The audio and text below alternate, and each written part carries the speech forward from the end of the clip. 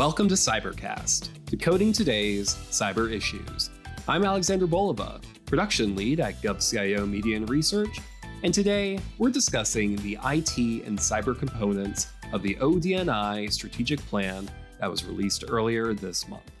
With me today are managing editor Ross Gianfortuni and staff writer researcher Anastasia Obis. Ross, Anastasia, welcome to the show. Thanks for having us. Thank you, Alex. The Office of the Director of National Intelligence recently released its National Intelligence Strategy, which outlines 4 years of ODNI priorities. Today, we're going to discuss the tech side of this plan and what it means for the federal government.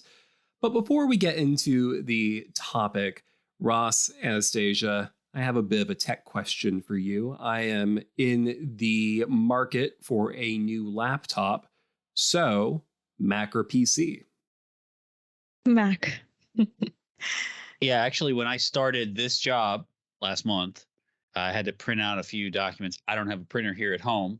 And so I went to the library to print out a couple of things. And it was the first time I had used a Windows PC in, I would say, 10 years. I have used Macs almost exclusively for a very long time. And in fact, I just got a new laptop, a new MacBook in December. So that's 8 months ago. But yeah, I've been very much beholden to Apple for good or for ill. See, I'm at the point where I have all of my keyboard shortcuts for editing just memorized in muscle memory, and I have never been able to understand the Apple shortcuts. What do you even have on there? An Apple button or something? I would ask the same thing to a Windows keyboard. I have not used a Windows keyboard other than at the library. And so I was clicking all around to the file print as opposed to the keyboard shortcuts and stuff. I don't want to get too deep on on this, but depending on, a lot of the stuff that you do, I imagine can do on any type of machine. So, whatever you're most comfortable with. But security wise, I know that's something that we talk about a lot. There is more sort of security on the Apple-based thing just because it's not as widespread in use. Windows is much more in use throughout the world. Wow. Bringing up cybersecurity, it's like you read my mind. I was thinking of how to transition out of this topic, and you provided the perfect gateway. The ODNI National Intelligence Strategy. We know it came out earlier this month. I have not looked into it too much, so can you all outline some highlights for me? What do I need to know about this document? Yeah, so basically, in the wake of 9/11, the director of national intelligence, he signed the first national intelligence strategy. Now, almost 2 decades later, during the Trump's administration, we got the second strategy, and now it's the third strategy. And, reading through it, it really emphasizes how much the threat landscape has changed. The concerns now revolve around just the impacts of climate change, financial crises, supply chain disruptions. It's a whole array of things, like emerging disruptive technology advances, cyber threats, infectious diseases. So just to kind of give an example, the daily briefings for the president, it used to revolve kind of around terrorism and the Middle East. Now it really includes a whole range of topics, just like I mentioned, the impacts of climate change, the cyber threats, the technological advances that China's been making in AI and quantum computing, and that's just to name a few. So anyway, this strategy, it's meant to guide 18 U.S. intelligence agencies, including 9 Department of Defense elements, like the NSA and the National Reconnaissance Office. And the strategy lays out 6 goals. That's pretty much it. There is nothing else besides the 6 goals that will guide the intelligence community, basically. Well, and I love a good list. So can we get those 6 goals? So the first goal is positioning the intelligence community for intensifying strategic competition. And Ross, we will have to unpack that one. The second one is recruiting and retaining a talented and diverse workforce, something that we've covered extensively. The third one is delivering innovative solutions at scale. Also, something that we need to unpack a little bit, but we've covered it extensively as well.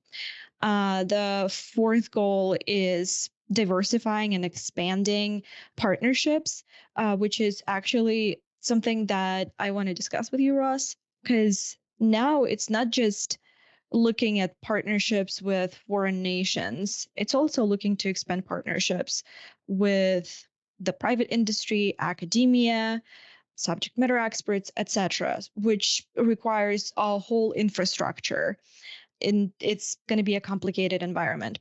So the fifth goal is expanding the intelligence community's capabilities and expertise on transnational challenges.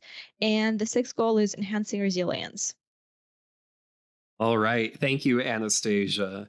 There was a lot in those lists of goals to go over. So I'm going to throw it over to Ross to begin unpacking some of the specifics of these. Well, just to reiterate a little bit what Anastasia was saying, this has been going on for a couple decades now. So there's not the changing world in that time is such that there's a lot of catch up to be done. It's easy to think about this in terms of September 11th. This is something that this generation of leaders, and to a lesser extent, previous generation of leaders, have been kind of working on. But you don't want to fight the proverbial last war in these things. So, how do you anticipate? And the document has the word anticipate a lot, particularly with regards to China, as was alluded to before. But in general, how do you anticipate what rivals in the great power competition, China, Russia, to a lesser extent, allies like the EU, emerging powers like India, Brazil, and more, adversarial relationships like Iran? How do you anticipate what they're going to do in this arena, particularly in the cyber arena? So, the intensifying strategic competition is that first portion of the first pillar, making sure the intelligence community is indeed positioned for that. And it speaks to the rest of the document that there is this real interconnectivity to it. We should say it's a fairly short document because we're talking about the intelligence community, spies, covert stuff. They're not going to lay out all the cards on their table, particularly for the whole world to see, because that's fairly stupid and doesn't, to talk about the pillar, doesn't position the intelligence community particularly well. So to that end, as Anastasia sort of noted, it's fairly broad. So it talks a lot about innovation, technology, but it doesn't speak in specifics. You don't hear words like zero trust, or terms like zero trust, or anything like that. Even the word cloud isn't really in here in a way that we sort of think about when it comes to public sector innovation. So there's a lot of broad strokes. But more than anything, it talks about American values, democratic foundations, and making sure the US continues its place within the great power competition. That's kind of the first pillar. I'll just run sort of quickly through some of the other ones in so much as I can give sort of a top line on them. The workforce stuff, which is the second pillar, is something that we've talked a lot about on the previous Cybercast that we were on, because the White House released its cyber workforce strategy. That's very much been a part of the White House. Their whole steez for the last 3 years has been workforce diversity, all that stuff. And the intelligence community is very much wants to be on the forefront of that, presumably through an administration-wide plan. That pillar includes some, and we can get into this later, what in having covered this for a while, I have some doubts about it because of the way that it is positioned and worded about modernizing recruiting and hiring and vetting. I've covered the federal workforce for a long time, so I have some thoughts on how they would do that. But nonetheless, it fits within the whole of the administration, and particularly the cyber workforce plan. Then we talk about the third pillar, the third goal, interoperable and innovative solutions at scale. Again, we're talking about a lot of agencies and we're talking about a lot of diverse agencies. So scaling things up means having something that works for everybody, because ultimately you have these almost 24 agencies. There's going to be a lot of differences and lack of interoperability. Again, something we've talked about, I know, on other episodes of the Cybercast. Data sharing matters, and it particularly matters in more forward facing agencies, but you certainly don't want to have something that is in the wrong format going between things when really it's a high stakes operation, as the IC generally is working within. Fourth is the partnerships notion, and this is something that I think is a little bit outside of what is fairly normal, and that it speaks to what Avril Haines has talked about as far as the changing world in her introduction to the document, which is bringing in new partners, dealing with things that are slightly different, and therefore you need different expertise. The example I think about this in fairly recent memory, although it's not that recent, was the Sony hack. This was, attached to state actors, and Sony's not the government. Sony is not.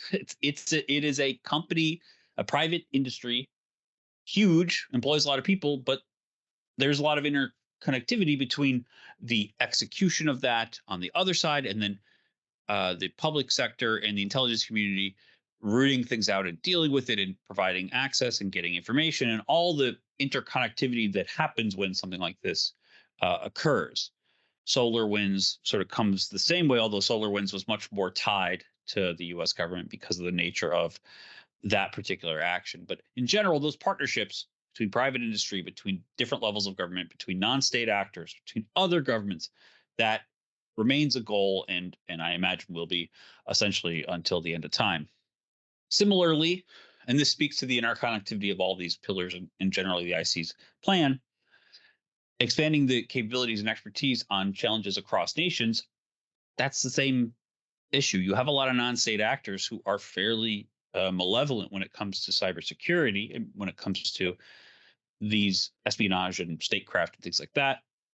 Those lines can be blurred fairly easily. So having those partnerships and expanding the intelligence community's capabilities is very much a part of it. And then the final one is, of course, resilience. As we've seen over the last 4 years, things like worldwide pandemics can be a major disruption, and resilience is exceptionally important when it comes to something as simple as getting secure lines to people in different places. You don't want to have somebody have a skiff of some sort mobile in all corners of the world, and you certainly don't want to have technology be disrupted if you don't have some kind of duplicative way to communicate. In general, it speaks to those.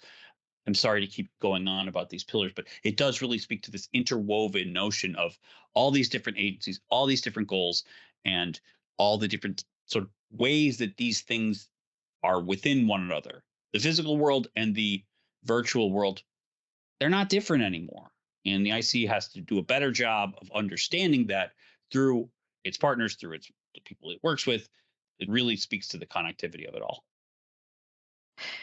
And just briefly add to that, the quote that stood out to me was, the community must overcome longstanding cultural, structural, bureaucratic, technical, and security challenges to reimagine and deliver the intelligence community workforce of the future.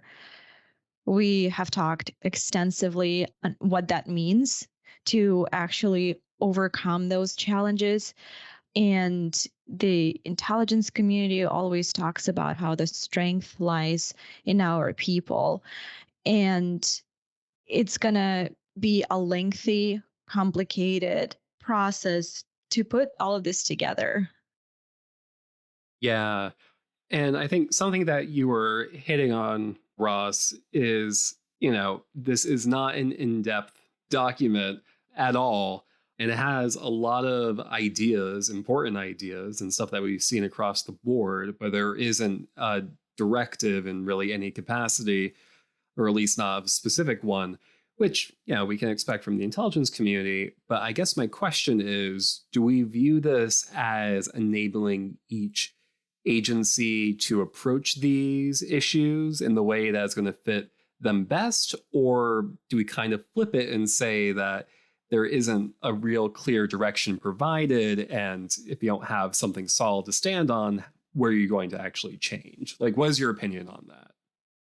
Well, the comparison I would make is to New Year's resolutions to a certain extent, but very vague ones. So if on January 1st you say to yourself, I am going to eat healthier, but don't have any actual plan to do that, that strikes me as how a lot of this works. Now, for example, earlier this year, the Government Accountability Office had a report that specifically called out the intelligence community on how underdeveloped it is when it comes to its information sharing environment when it relates to counterterrorism. So this document, not shockingly, says we're going to centralize systems and we're going to scale up, in that pillar, the third pillar about scaling up solutions.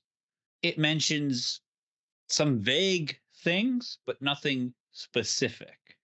The most specific thing I would even say is procurement, centralized systems for procurement, which is fairly vague, and automation tools. So if you're playing the drinking game where we mention AI, that would be number 2.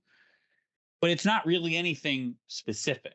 And some of that, again, is the nature of the intelligence community, where it's taking from different agencies, different parts of the government. This is not something that is all hierarchical in one line. It's not vertically integrated.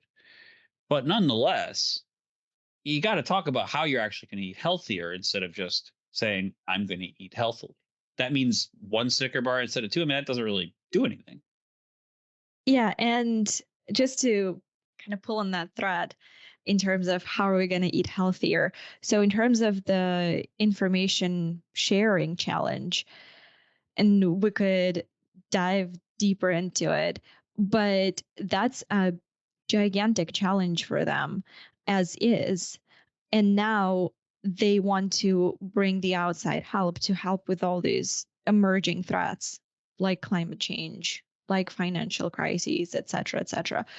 So the strategy doesn't say what it actually means to have a space where they can share the information, but we can read between the lines, which means that they will have to build the space that has the zero trust architecture.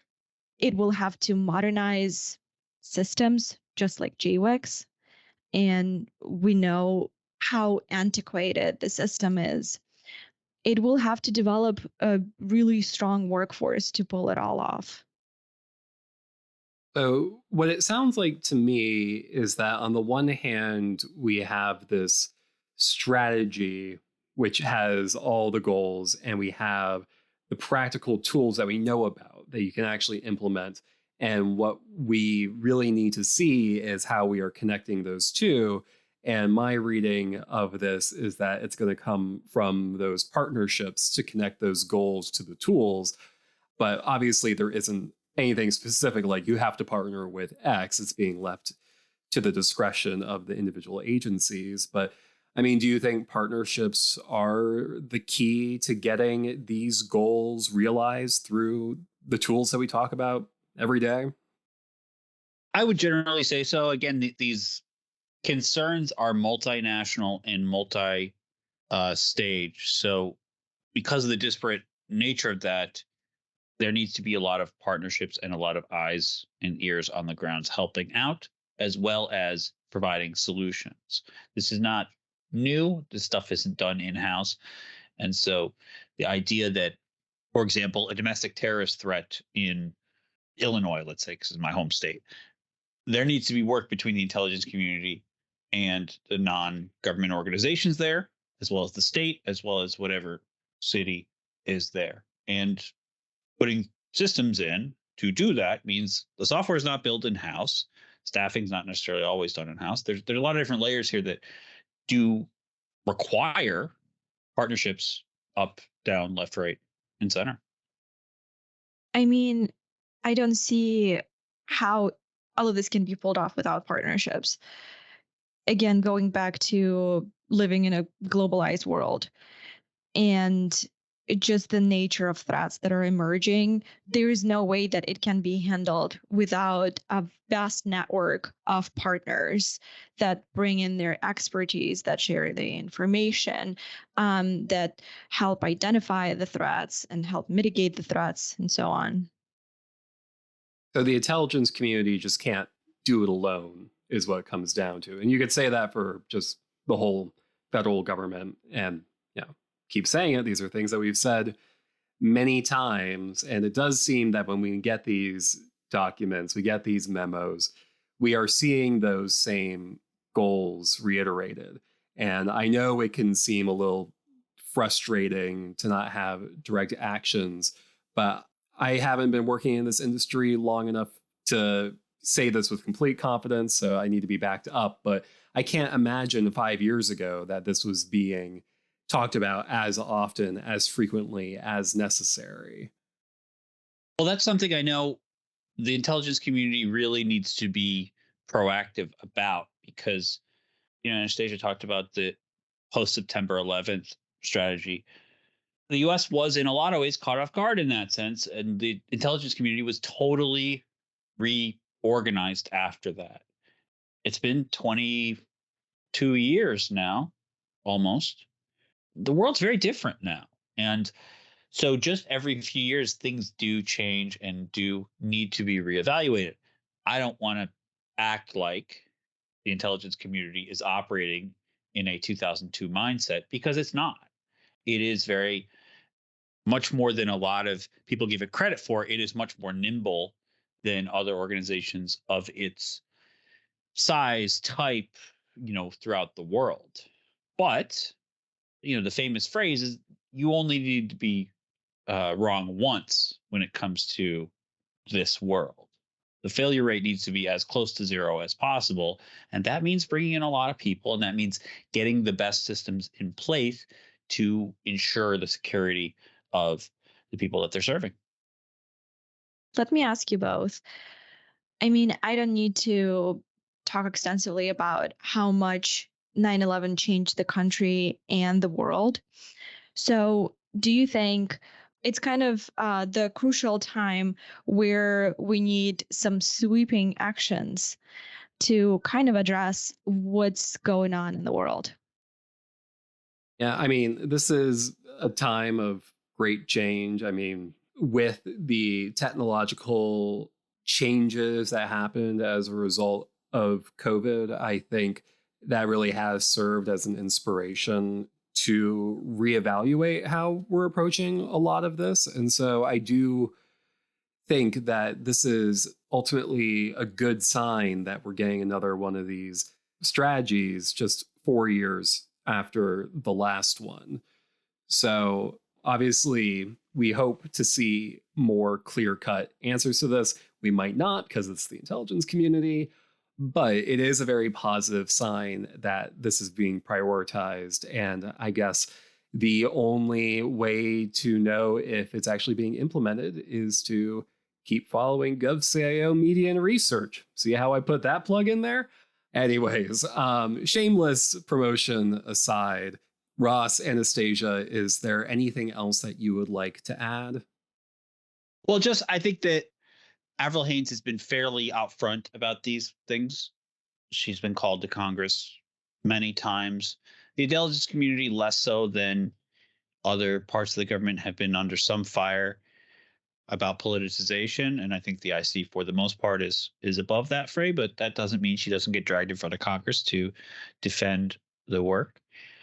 And she says a lot of stuff that's echoed here.